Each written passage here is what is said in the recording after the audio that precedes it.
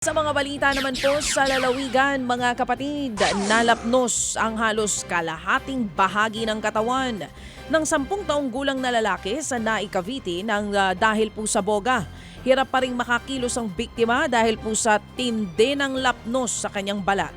Base nga sa investigasyon, hindi kaagad pumutok ang boga ng sindihan kaya dinagdagan ng mga kasamang bata ang inilalagay nilang denatured alcohol. Doon na po ito nagliyab at tumalsik sa biktima. 10 years old lang po ito. Sa ngayon, nakalabas na nga ng ospital ang bata at patuloy pa rin nagpapagaling. Sumalpok naman sa mga concrete barrier ang isang sasakyan sa Marcos Highway dyan po sa Antipolo. Nawasak ang harapan ng sasakyan at tumagili din ito. Nagbagsakan naman ang inararo nitong nasa 8 concrete barrier.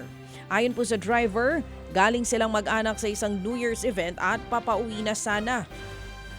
Nahirapan siyang maaninag ang kalsada dahil sa usok na naiwan po ng mga nagpapaputok.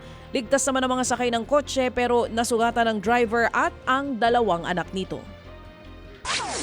Naputulan naman ng 2 daliri ang isang lalaki sa Norzagaray, Bulacan pero hindi dahil sa paputok kundi dahil sa motorsiklo. Minamaneho raw ng biktimang si Aaron Santiago ang kanyang motorsiklo nang matanggal ang kadena nito.